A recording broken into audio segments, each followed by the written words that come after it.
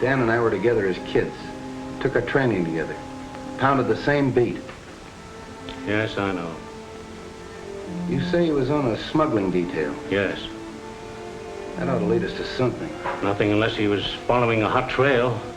You know Grady. He always preferred to work lone wolf on a case. Well, it's in my department now, Chief. It's homicide. Yes, and you have command of every resource of the department. I may need it. Because I'm going to find out who killed Grady if it's the last thing I do. I know you will, Bill. And good luck. Thanks.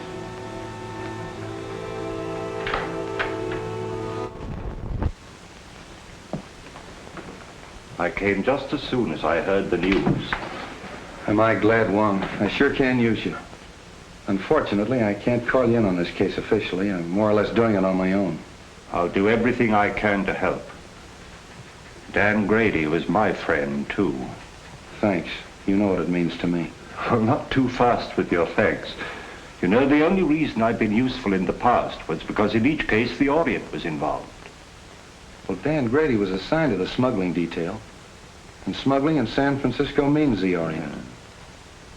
Let's have a look at his office. Good.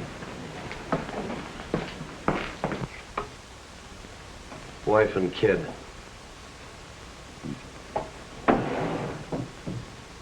You say he was working on a smuggling detail? Yes, sort of a roving commission. The reason they gave it to Dan is because he was born and raised here in San Francisco. He knew every nook and cranny. But the seaman's clothes would indicate that he was working on something at the waterfront. Yeah, but what? Whoa, look here. What is that?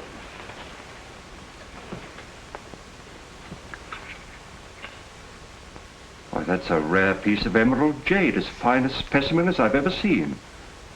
Carved in the fashion of the Ming Dynasty. Why, the art of that carving has been lost for hundreds of years. This piece is worth $2,000 or $3,000. Really? Dan was sure working on something hot. Probably that's why he was killed.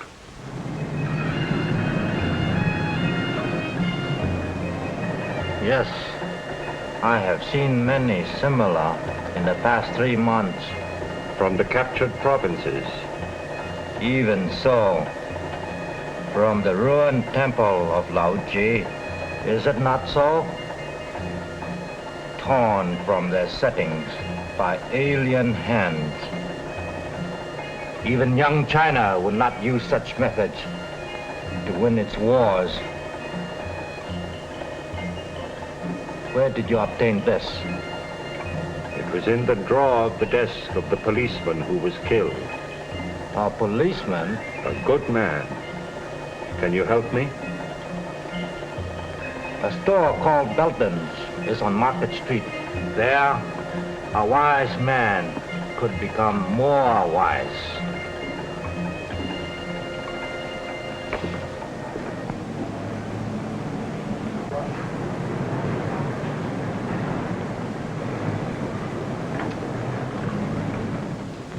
How do you do? I'm Mr. Belden. Something I can do for you? I'd like an appraisal on this piece. Why, certainly.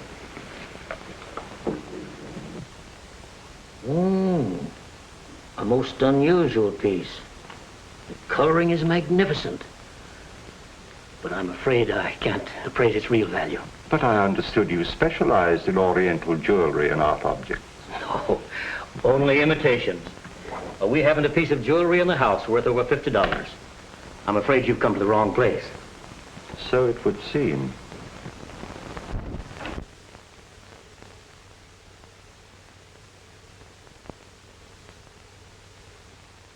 Yeah, Chief, that's the guy, all right. I'd know that face any place. Why, that mustache. Even the checkered tie. Yeah, that's him. Checkered tie, huh? Yeah. Where'd you see him? On the bus going uptown. What time was it? 12 o'clock noon. 12 o'clock noon, huh? You don't say. Yeah. At that time, he'd been lying dead for 3 hours in the morgue. Yeah? Yeah. Why, I'd have sworn on a stack of Bibles that was the guy. Sure, I know, Mr. Unifer. We all make mistakes sometimes, so thanks for coming in anyway. Oh, not at all, Inspector, not at all. Say, maybe it was the guy's double. Yeah. You know, they say every guy's got a double. Sure. Even me. Sure. Even you. Yeah, sure. Mike, get Bobby Logan on the phone. Yes, sir. Market 6400. Hello, Bobby. I was just trying to get you on the phone. Are we going someplace? Yeah, you're going someplace. If you ever pull a bright idea like that again. Well, what's the matter with that? Somebody might be able to give you a lead. Somebody might be able to give me a lead. I've had every crank in San Francisco in here this afternoon. Yeah, Logan doesn't answer. Where do you think I ought to look for her?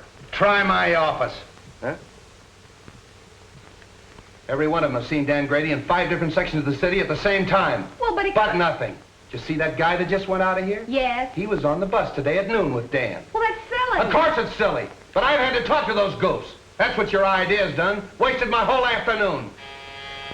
Yeah, Mike. A gentleman out here says he saw Detective Grady. What? Miss Logan will interview him. Well, did you hear it? Just faintly. Go on, he's your witness.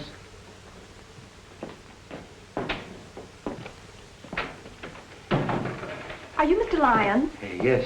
Oh, I'm Miss Logan of the Herald. I put that picture in the paper. Oh, how do you do? Well, I saw the man last night. Are you sure? Certainly. We talked for quite a while in the bar at the Club Neptune. Good afternoon, Miss Logan. I came in answer to your advertisement. Oh, now look, Mr. Wall. Now give me the details and talk fast. You get any information? I called on an old friend of mine in Chinatown who advised me to investigate Belden's store on Market Street. Belden's? You know, the jewelry shop. Oh, sure. I'll put a couple of men on it. No, I think I'd leave things the way they are for the time being. Bill Street, I've got him! Got who? This man did see Dan Grady. Now, look, Bobby, we've been all through that. But this man is positive. All right, if he's so positive.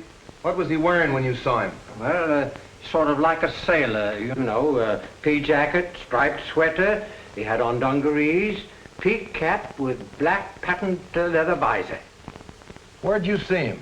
At the Club Neptune. He was sitting at the bar having a drink. What time was that? About 8:30, I guess. That fits in, doesn't it, Wong? Yes, it does. Well, of course it does. Silly idea, huh? If it hadn't been for that Quiet. paper. You're quite sure this is the man? You're absolutely certain of your identification? Oh, yes. My drink happened to tip over and spilt on him. And I apologized, and we got to talking. And then what happened? Well, we talked together for a couple of minutes about football and things like that. Then I left and went home. You left him at this Club Neptune. Yes, he was still sitting there when I left. Well, thank you very much. You've been a great help. Is there any reward connected with this? Well, you see, Miss Logan takes care of that. Well, I'm sorry, Mr. Lyons. I'm afraid there's no reward, but, well, I'd be very glad to mention your name in my next story of the case. Did you say your first name was Homer? Yes, Homer. Lyons. Thank you. Too bad you haven't got a picture. Oh, I have. I brought one along just in case. Oh, well, thank you very much, Mr. Lyons. Thank you. Good day. Well, Bill Street, do I get an apology or don't I? Sure, I'm going to get the mayor to give you a key to the city. Terrific. For giving them their only clue. How's that, Mr. Wong? Not nearly strong enough. You've earned our undying gratitude. Well, I hope the information is some use to you. I'll see you later. Not me, Flatfoot. Get one of the nurses out of the receiving hospital. They don't mind a pain in the neck. Hey, you think that's a bad idea? Well, now, Street, just what do you know about the Club Neptune? Oh, not much, Wong. We better have dinner together. I'll take you down there later. I want to talk to this Harry Lockett. Harry Lockett. Yeah, he's the fellow that owns the Club Neptune. Hardway Harry, they call him. Hardway. Oh, a gambler. Yeah, gambler, smuggler, crook, everything.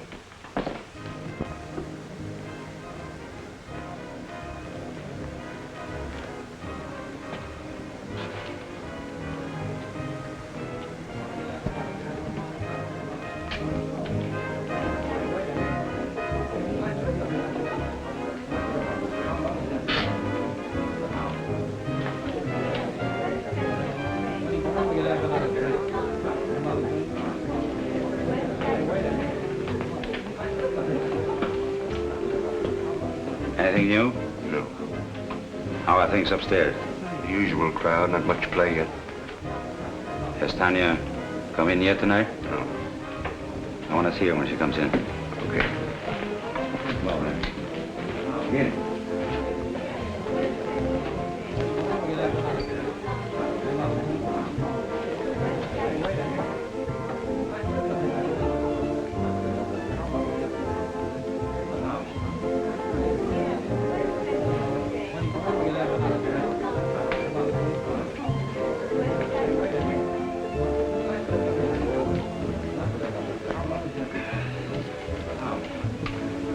Two dry martinis, huh?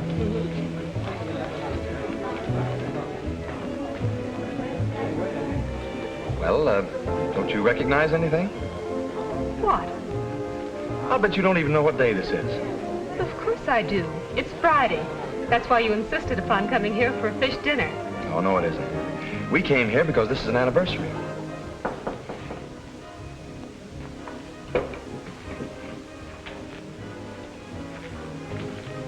Who is it?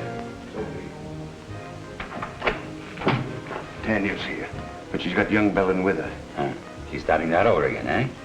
Bring her in here. Okay. Listen, Tanya, I've been lying awake nights planning our future together. I realize that I haven't much to offer you, but I'll try awfully hard to make you happy.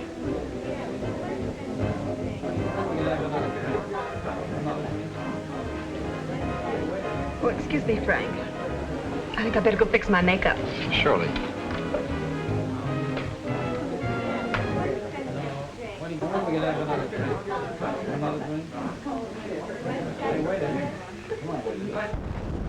What do you want? I thought I told you to keep away from young Belden. And I told you that my personal affairs are none of your business. What are you trying to do? Get the old man on our neck?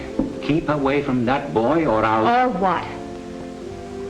I guess if I'm good enough to help handle his smuggled junk, to run the risks that he cashes in on, I'm fit company for his son. Well, what about a certain other gentleman?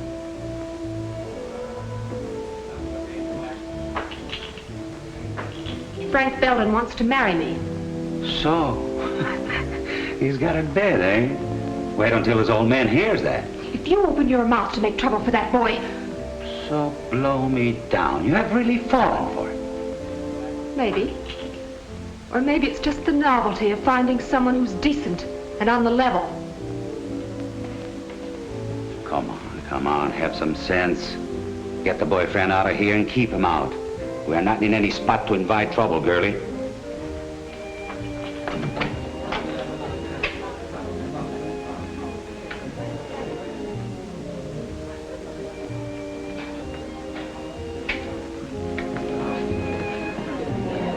I seem to have developed a headache, Frank. Maybe it was the drink. Oh, I'm sorry. Well, maybe some fresh air will do you good. Shall we take a drive? Yes.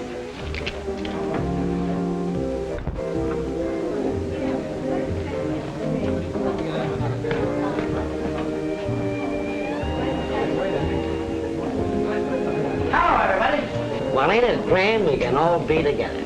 Tommy, give me my usual. You know, the good old double. Well, I know you. You're Logan of the Herald. Don't you remember me? I'm the guy you wrote about in that automobile accident. You know, in those days I was a drinking man. Aren't you gonna have your dinner? What dinner? The one you ordered. I ordered a dinner? I'm sure you did. Well, skip it. And You know you can handle your drinks better if you have something to eat. I think you got something there. Don't go away. You know, I always forget to eat when I go out stepping.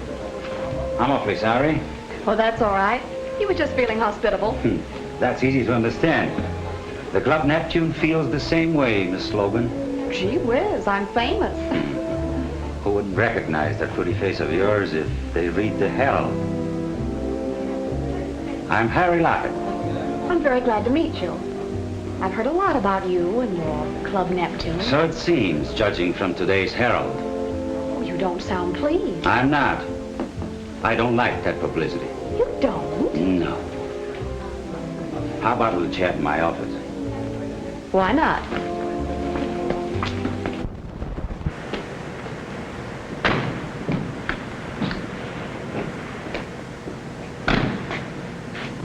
I think I'll take a look round the back. All right, I'll see you inside.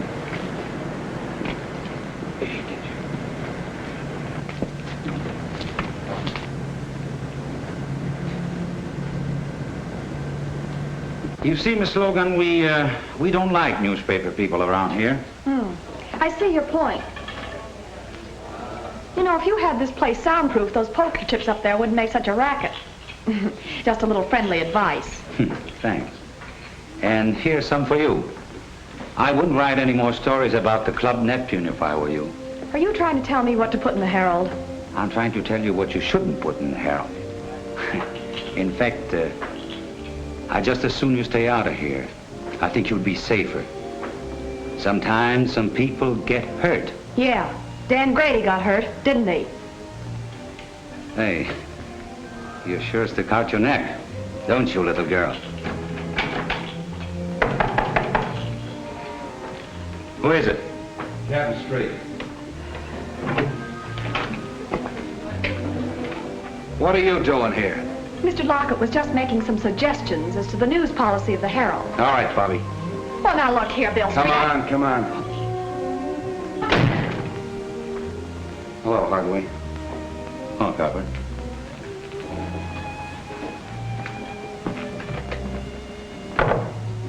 Have a drink? No, thanks.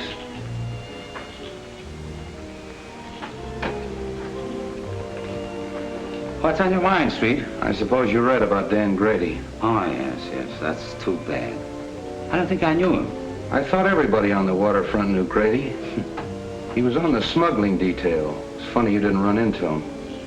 I resent that, Street. I resent what happened to Dan Grady. Quit stalling, Hardway. He was in this place last night at 8:30 at your bar. Well, maybe he was. So what a lot of other people. We had a big night last night. And nobody saw Dan Grady. None of my boys did, because as soon as I saw the papers, I asked all of them. You can talk to them yourself. Maybe I will.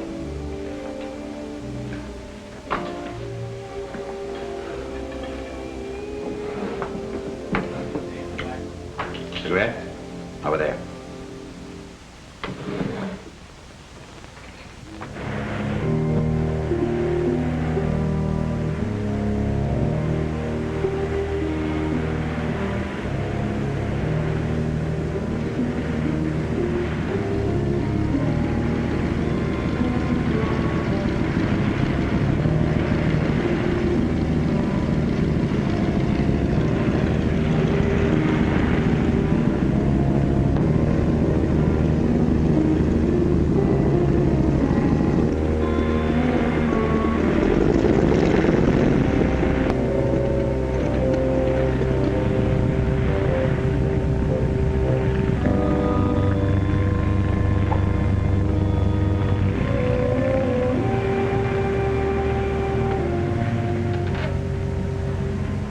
Oh, don't pay any attention to me if I seem a little tough, Harry.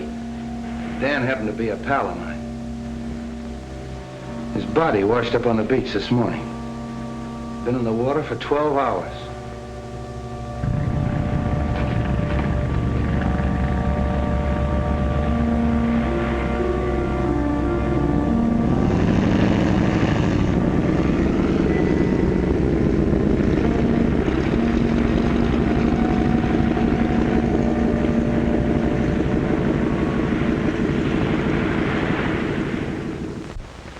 You know, they tied a weight around his legs before they tossed him overboard.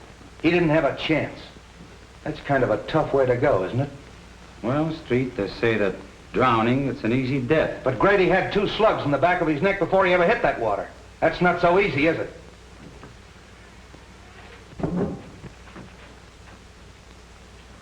Well, Street, if there is anything I can do for you... Open that door. Open that door.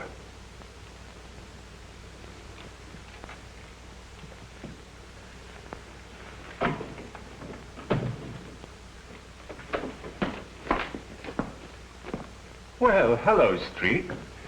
How'd you get in there? The secret stairway in the haunted house.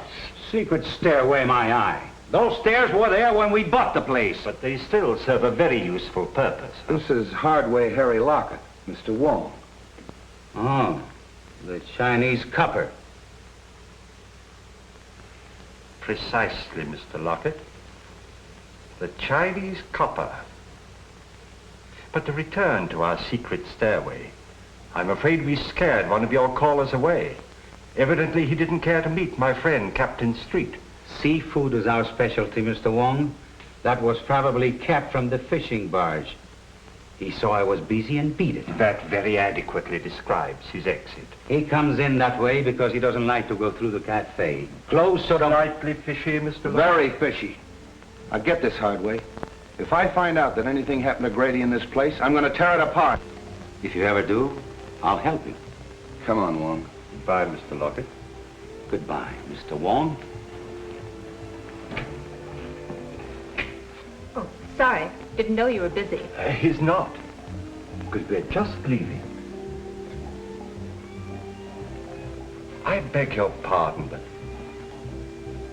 we've met before, haven't we, Miss... Serova's the name, but we haven't met. I'm so sorry. Oh, now I know what prompted my mistake. I saw you sitting outside in a car with young Mr. Belden. What was he doing here? We had dinner here. Do you mind? Excuse the boys, Miss Serova, but it's their business to be curious. This is Mr. Wong, the famous detective. And this is Captain Street of the San Francisco Police. Your head waiter says you found my compact. Yes, it's my desk. I'll get it for you. Drop in any time, boys. It'll be your turn to drop in on us the next time.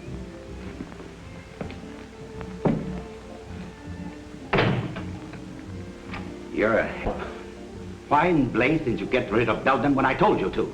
Well, I did. He must have seen us outside in the parking lot. What they want? You read the papers, don't you? What do you think? I think that dead policemen are bad medicine. I don't like it, Harry. Relax. They haven't got a thing on us. So Grady was here last night. What does that prove? That the party's getting too rough for yours truly. So... Don't tell me Miss Serova's getting jittery, huh? Serova's getting out. Murder's something I don't want any part of. I'm through. Oh, no, you're not. When you're through, it will be because I tell you you're through. Are you threatening me? Maybe. Don't do it, Harry. I know too much. Things happen to people who know too much. Yes.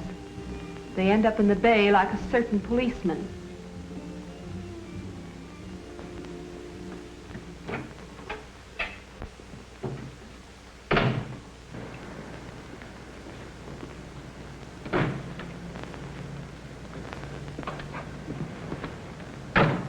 That seafood gag of Hardway's was a hot one. I tell you, I don't like the setup. I don't like any part of it.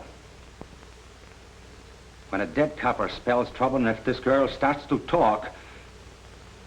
But this idea of mine is something entirely new in radio, Mr. Forbes. Nevertheless, I'm a guest continuing the program. But Forbes, Belden's has had a radio program for years, and it's been excellent advertising. Not excellent enough to keep you out of the receivership. I represent the creditors, and I cannot approve the expenditure. But, Mr. Forbes, I'm sure this new idea of mine will create a lot of interest. That means customers for Belden's. I can only judge by past performance, Mr. Griswold. Results have not warranted the expense. They all here? Yes. Oh, but, Mr. Forbes, this is a novelty, a complete one-act play in which I enact all the roles, male and female. You see, Mr. Forbes, impersonation is my forte. I think persistence is your forte. Well, I tell you, this is the type of program that's bound to create comment. Why not give it a chance? Just glance through this and you'll get the idea. After the commercial, the music fades out and you hear footsteps and a knock. Now, read from there on.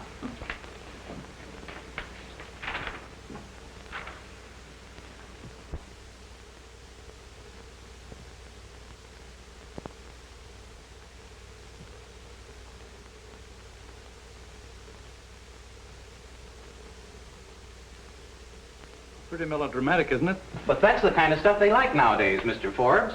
The highly dramatic programs are the most successful.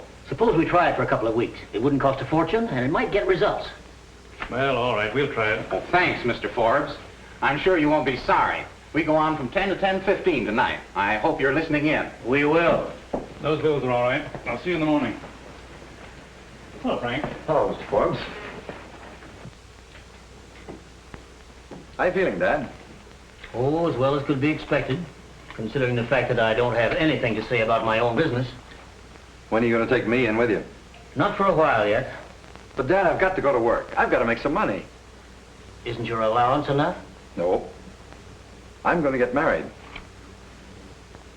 Who to? That Serova woman? Miss Serova, yes. How did you know? I haven't taken my eyes off you completely. You've been out with that adventuress every night for a month. I wouldn't talk like that if I were you, Dad. We're both liable to be sorry for it. Besides, it won't change my decision. Frank, I won't permit you to wreck your life, to throw away your entire future for the sake of that scheming, unscrupulous... That's enough! I'm sorry you feel that way about it, Dad, but there's nothing you can do about it. You'll never marry that woman.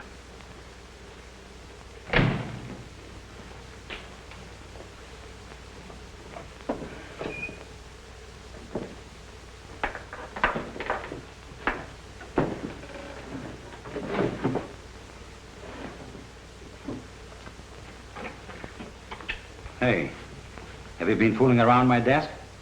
Me? Mm-hmm. Well, I wouldn't touch your stuff, boss. Something missing? Yeah, my gun. Gee, that ain't so good. When'd you last see it, boss? I don't know. Yesterday, I guess. I want to talk to you.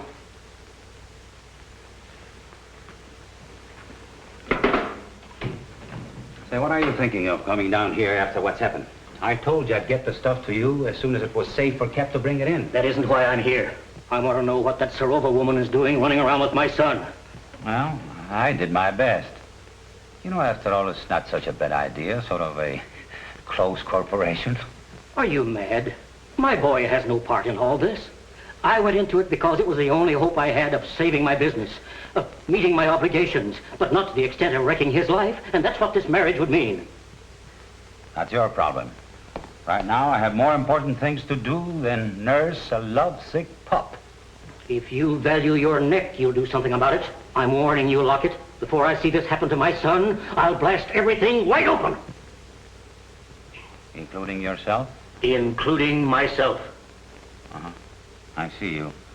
You like the idea of a few months on Alcatraz? I'll stop at nothing.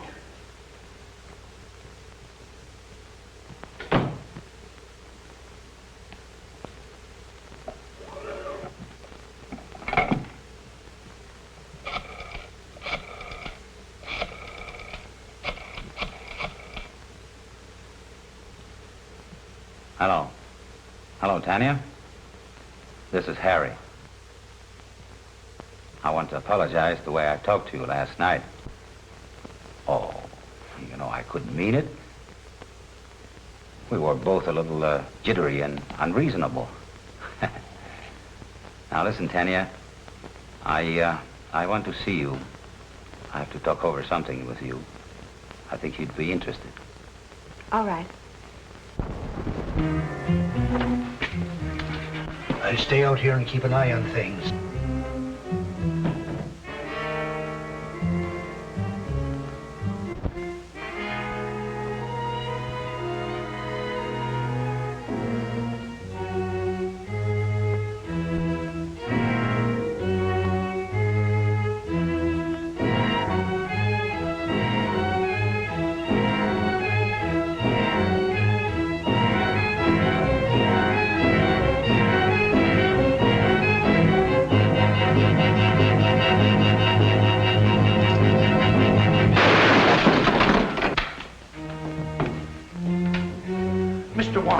Mr. Wong! It's all right, Clancy. He missed me. Oh, I'm glad of that. Who was it, sir? I haven't the least idea, but the shot came from there. Well, we'll find out who that is.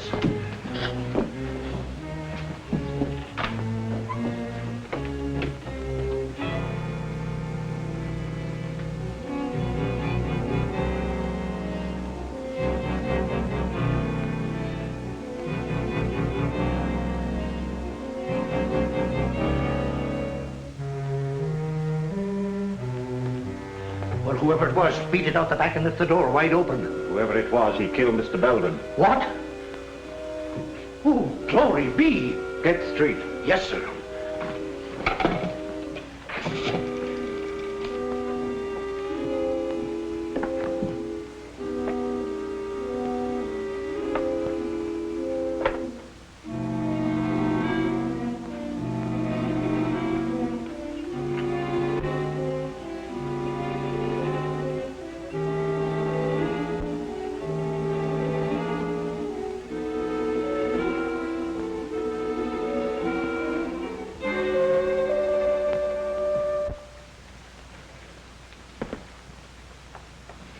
This case has got a million angles. If this jade matches the stuff we found in Grady's office, Belden had a fortune hidden away. And I can't understand why he was in receivership. Well, perhaps he went into this kind of business to get out of receivership. What's that receiver's name? Maybe he can help us. A man named Forbes. You know where he lives? At the town apartments. We'll go up and see him. Clancy, call my office and have young Belden picked up. Tell him to hold him till I get there. And wait for the coroner. Yes, sir.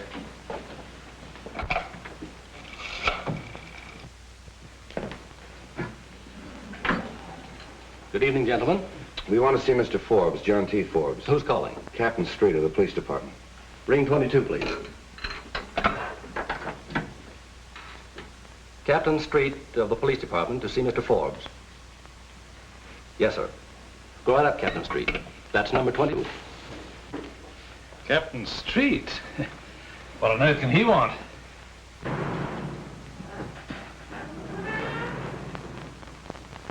I wonder if I've forgotten a speed ticket. Excuse me. Pray to take my hand, will you? Okay, but it's 10 o'clock and I'll have to meet Elsie. Probably won't be very long.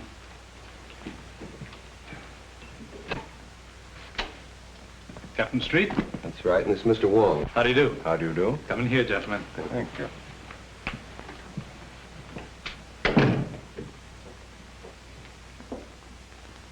I'm afraid we interrupted your game, Mr. Forbes. Oh, that's all right. Sit down, gentlemen. I've heard a great deal about you at one time or another, Mr. Wong. I'm certainly glad to meet you. Thank you. Well, now, gentlemen, what can I do for you? Might as well come to the point, Mr. Forbes. Frank Belden Sr. of the firm for which you're receiver was found dead a half an hour ago in his store. What? Poor old Frank. I had no idea he felt so desperately about it. Of course, I knew his financial affairs were in bad shape. It was not suicide, Mr. Forbes. He was murdered. Well, this certainly knocks me out. I've got to have a drink. How about you, gentlemen? Thank you, no. Well, thanks. Murdered. Who found him? Give me more of the details. Mr. Wong found the body. Wong? Were you in the store? I was making an investigation of Belden's stock. I found this worth at least $2,000 or $3,000. And there are several more pieces, too, just as valuable. Oh, I thought they carried only cheap costume jewelry. Could he have been concealing any valuable assets from me? That's exactly what we wanted to find out. I'd like to go down to the store and make a complete examination of their stock. Will that be all right? I think it's a good idea.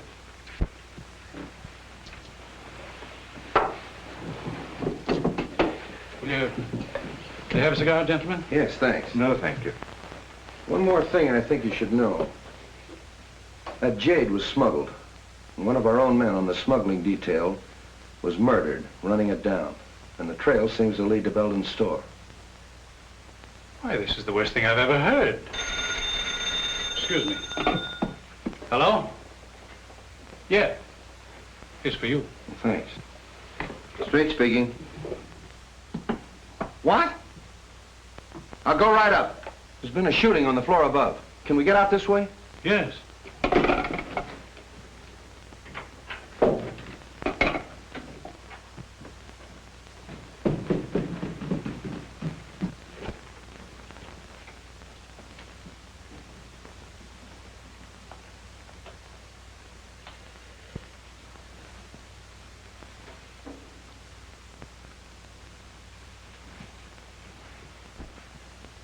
That's that Serova girl. How do you like this? A murder right over my head. Yeah? Oh, you're the clerk. Yes, sir. I telephoned headquarters from downstairs. Thanks. What do you know about this? Nothing, except what the switchboard operator told me. What'd she tell you? Well, I was sitting in the lobby when all of a sudden she started yelling, Miss Serova's being killed. All right. Take it easy. Sit down. What did you hear on the phone? Well, I was sitting there as usual when the buzzer sounded, and it was a call from 32. What time was that? About 14 after 10. That's an odd time to remember, 10:14. Well, I'm not sure, but it was 15 after 10 when I heard the shot. and they were arguing about a minute. Who was arguing? Miss Sarova and the man. Well, what were they arguing about? What'd they say? Well, he said, get away from that telephone. That's the last time you're going to pull that sort of stuff on me. And Miss Sarova yelled, don't shoot, don't shoot. But he did. It's quite possible, Street. The receiver's off the stand. Yeah. Did you recognize the man's voice? No, but he was awful mad. Anybody come through that lobby that might have come up here? No, sir. Did you pass anybody on the way up? I didn't see anybody. All right, that's all for now. Stick around downstairs. Oh, hello, Doc. Prints, photographs, the works. And I want you to get me that Oh, little Bo Peep, huh? What are you made up for? That's all I need! Just be sure to get everything in this corner, will you, please?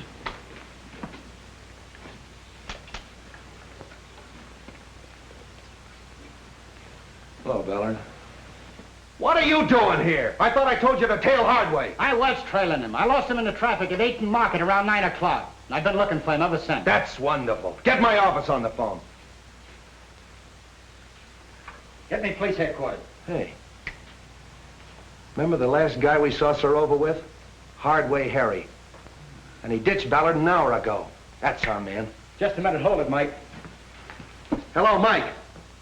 Hardway ditched Ballard about an hour ago. 8th and Market. Yeah, I want you to send out a couple of men to have him... What? Hardway Harry's been sitting in my office for the last hour. Operator. Get her off the phone! Come on, get off there. Put that thing on. Get out of here. Street, you said that Harry Lockett did it. I was just phoning the office. How could he be doing it when he's sitting in my office? Well, I don't know. It was your idea. Oh. Oh, don't go away. Do you know anything about this? Even if he didn't do it, he could have had it done. Harry's alibi's too perfect. Hello, Mike. I want you to hold Hardway. I don't care how you hold him, hold him! Bill the maid. Will you stop? Well, Bill, the housekeeper... Will you quit picking on me? Mr. Wong, the housekeeper saw a man sneaking up the back stairs. Sit down. I'm sorry, who are you? I'm the maid on this floor. Well, where were you in this... She was looking in the door. Will you be quiet? You say you saw a man coming up the back stairs. I finished by 10 o'clock.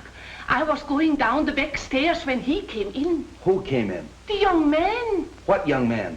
Mr. Belden. Belden Jr. He was in the habit of using the back stairs? Sometimes. Then he had his own key? Yes, sir. That settles it. Ballard, pick up young Belden. Good idea.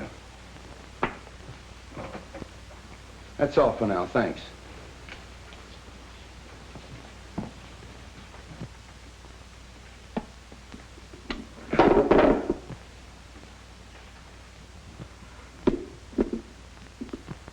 You know, Wong, Belden knew Sarova.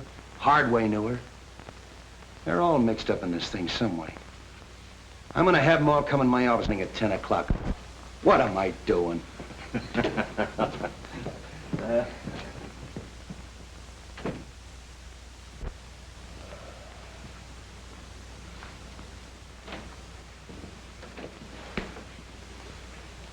Sit down, Hardway. See who's out there, Jim. Well, how'd you do? Not bad. Have pretty good breakfast, you fellows, you know. Thanks for the cigarettes. Oh, we always take care of our guests. Who's out there? Knucci and Cap Anderson. All right, Jim. Couple of friends of yours. What were you doing here last night? Well, I caught one of your boys following me, and I figured you wanted to make sure where I was. So when he lost me about 9 o'clock, I decided I better check in. So you'd have an alibi because you knew Tanya Sarova was going to be killed last night. What? Yeah, murdered last night. Oh, coming in here wasn't such a bad idea, was it? What time did you get here? 9:29 on the dot. Oh, got it figured down to the minute, huh? Yeah, you can check with the sergeant. I know. So? Hello, Wong. Oh, Mr. Wong, the Chinese copper. Look here, Street, you haven't got a thing on me. I knew Sarova, sure. She used to come to my place very often. But so do a lot of other people. Including young Belden. Yes, with Sarova, yes. So what? How well did you know young Belden? Casually. How well do you know his father? Just an acquaintance. When was the last time you saw him? I saw him in my office yesterday. He came to pay his son's bar bill. Man, you had a little quarrel. And then you followed him down to his jewelry store and shot him. Old man Belden shot? Yeah. That's too bad. Yeah, it is too bad. He got it the same way Grady got it, in the back of the neck. What's your alibi for that? I was being trailed by one of your coppers, by good luck. What? A man named Forbes is out here. He said you sent for him. All right, send him in. Wait outside, Hobley.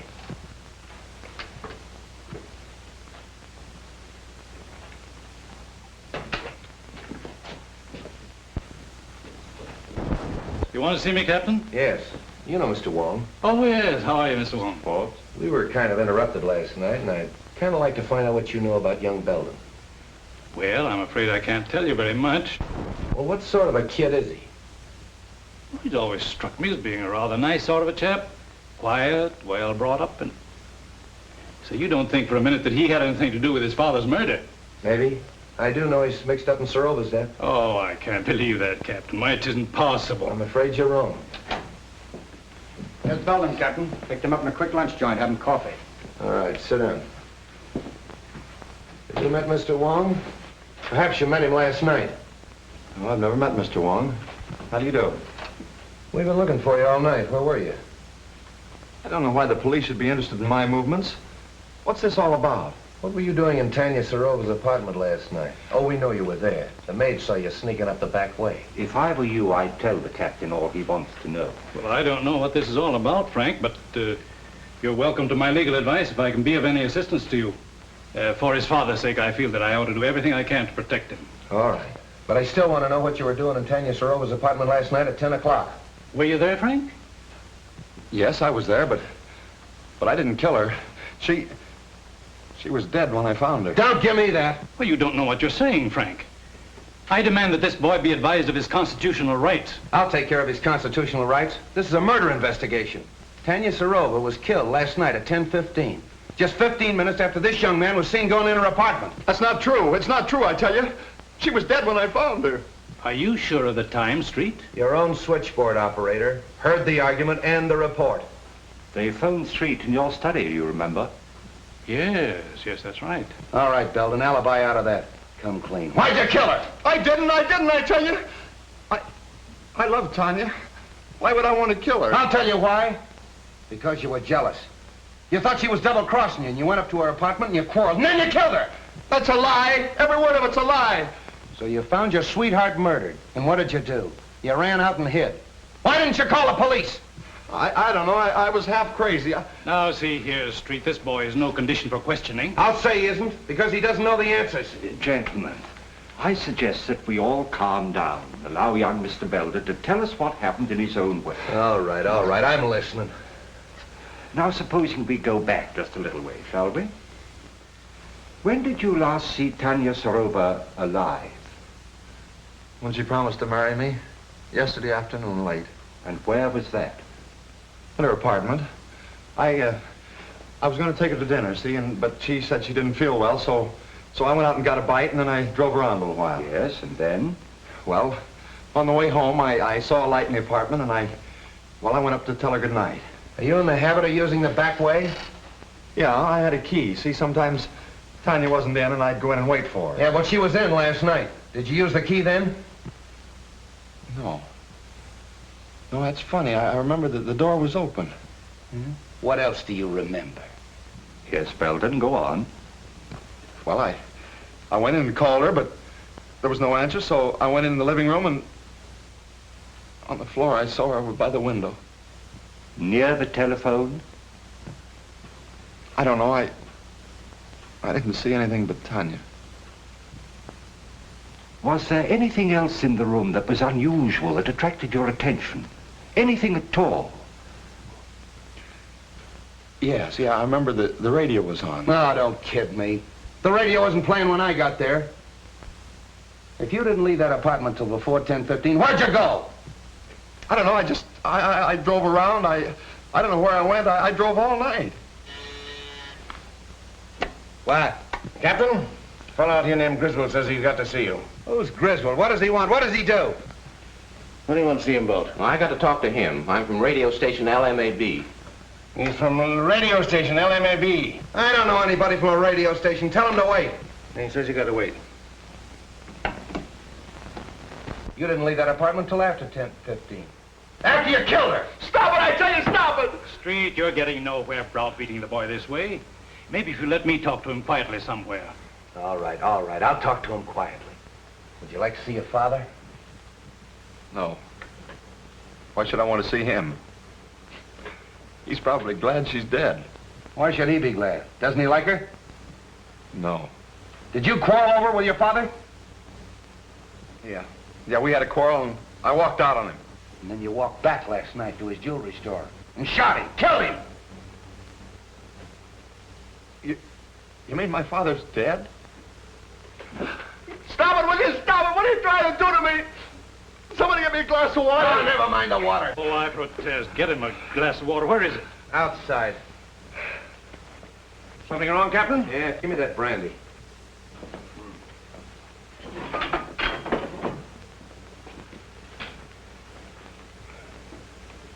Now go and sit down. What do you want? Come on, what is this? Say, what am I supposed to do? Spend the weekend here? He'll get you. Mr. Hardway. The press. Yes, the press. What do you know today? Pardon me.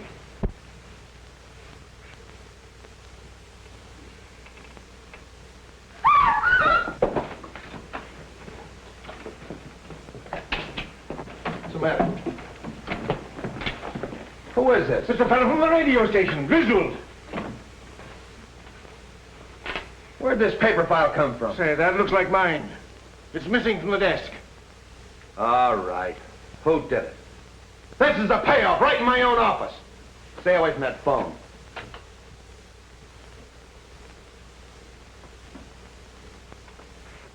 Start talking, Hardway.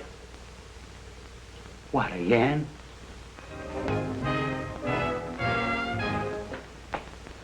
Sorry for the interruption, Mr. Wong, but that was a new program, and I want to check on it. Not at all. It's all most interesting. Yes, but full of headaches. Replacing Griswold is going to be one of them. I can quite imagine. His programs were popular, weren't they? Very. He was a talented young man. Wrote most of the sketches and played all the parts in them. He played female roles as well? Oh, yes. In the skit you want to see, the one he did last night, he played a very emotional feminine role. Here's the manuscript for it. Thank you. Now, this program went on the air sharply at 10 o'clock? Oh, yes. Radio works on split seconds. Every program is timed exactly. And it ran for how long? 15 minutes in all. The sketch went on at 10:01 and finished at 10:14. The balance of the program time was taken up with commercials, as advertising. Would it disturb you if I turned on this program? Not at all. I've just finished. I'd like to take this with me. Oh, perfectly all right. Thank you very much. Goodbye. Goodbye. On the air, presenting for your entertainment the first mystery thriller in their new series of programs.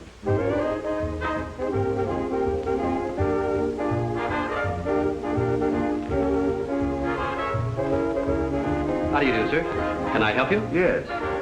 Is this the new remote control radio? Why, yes, and a very fine instrument, too. I wonder if you'd be kind enough to give me a demonstration. I'd be glad to. Won't you sit down? Thank you. Now, this is the remote control box. Looks like the dial of an automatic telephone. And works very much on the same principle. You see, it's not attached in any way to the demonstration radio. However, being in any part of the house and desiring to change the program, we simply switch the dials and the radio automatically switches. I'll show you. California, fair Tuesday and Wednesday. Moderate temperature, light to moderate northerly wind off coast. At just what distance would that still be effective? Guaranteed up to 200 feet. Tuesday and Wednesday. Rains extreme northwest. And you can shut the radio off the same way? Oh, yes. Just press down on this right here. Coming southerly and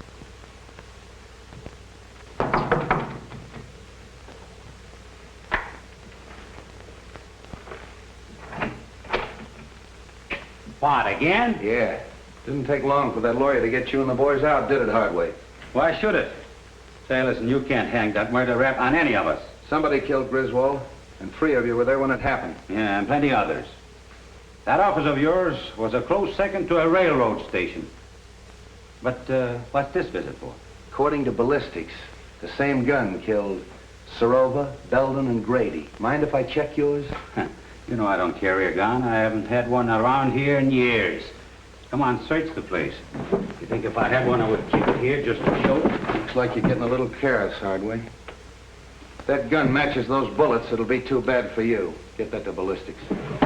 So you still think I killed Serova while I was in your office, eh? You could have farmed that rod out. Take him away. You're making a mistake, Street. Murder is not my racket. Maybe. We'll wait and see what that ballistic report says.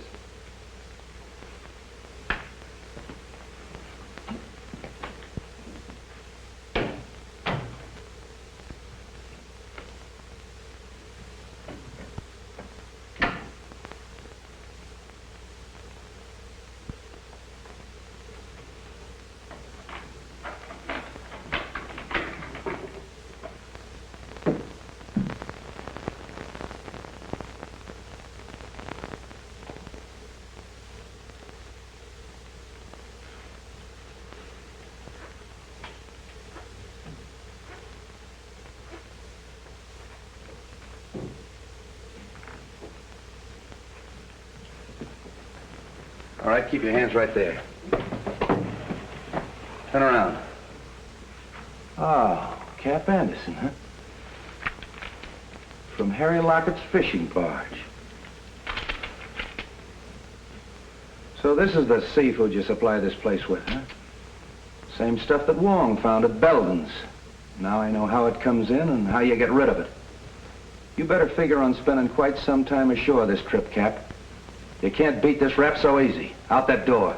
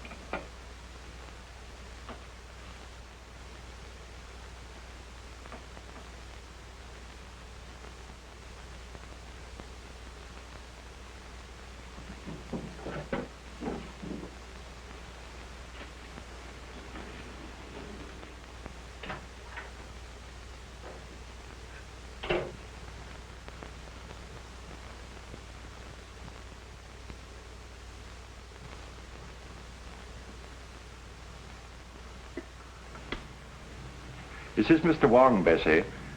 I'll be experimenting with the phone for a little while, so pay no attention if it rings.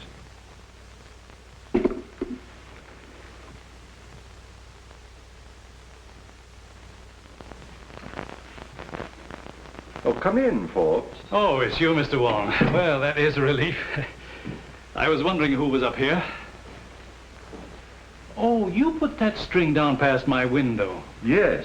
When I found the receiver off the stand last night, I had an idea that the switchboard operator was intended to overhear what she heard. I don't follow you. I believe that the murderer had a way of forcing her to listen at the right time. You think that a murderer would deliberately invite a witness to his crime? He might arrange to have her think she was a witness. With a piece of cord, a telephone, and a radio. I don't understand. Now, this radio is a new remote control model. Now, let us assume that a certain radio program exactly fitted a given situation. How easy it would be to tune in the desired station at the right time and be nowhere near the instrument. Oh, I see. You mean that the crime could have been committed some time before? Of course. And by any of our suspects who had such cast-iron alibis. Partway Harry Lockett, for instance, who planted himself in Street's office at the supposed time of the murder. Any of his friends. Even young Belden? Even young Belden. He was here at 10 o'clock. Who knows? Perhaps it was his second visit.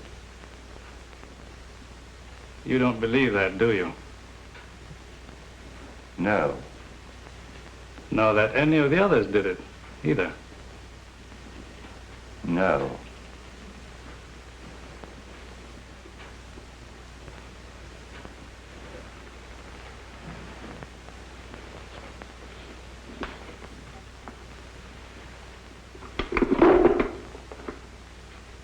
Is that what you were looking for, Mr. Baum? Yes. And you pulled the cord. When I went to get the drink. And when you reached for the cigars. I turned off the radio by remote control. Thank you, Mr. Forbes. Keep away from that telephone. Get over there.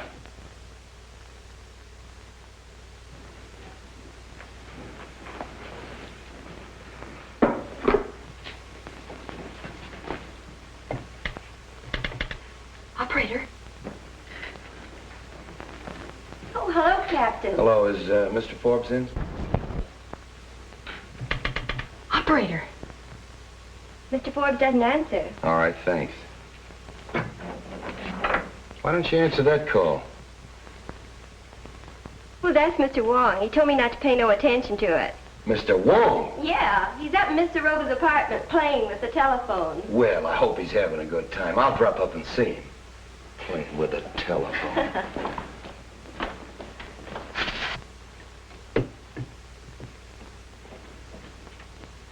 I killed Grady because he was in the way, and Belden because he was getting ready to talk. Griswold when he recognized his own program, and Tanya Sarova because she knew too much.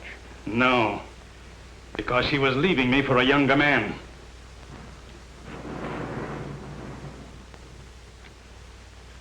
It's you who knows too much. Wong, this is Street. Just a moment, Street.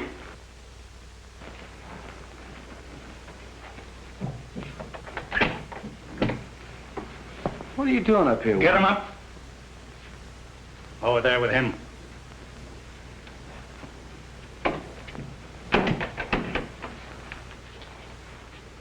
Well, the two of you. That makes it perfect. I suppose you'd like to have us turn around so you could give it to us in the back like you gave it to Grady. Drop that gun. Drop it, I say. Nice work, kid. Oh. Take him, Wong. Oh, Bobby. Bobby. Honey. Bobby. Yes? Oh, it's all right, Bessie. The experiment's over. You might give me the Herald, will you? Herald? You have a star reporter on your staff, a Miss Roberta Logan. She has just been instrumental in the capture of John Forbes, confessed murderer in the Dan Grady Sarova case. Oh, yes, this is a scoop.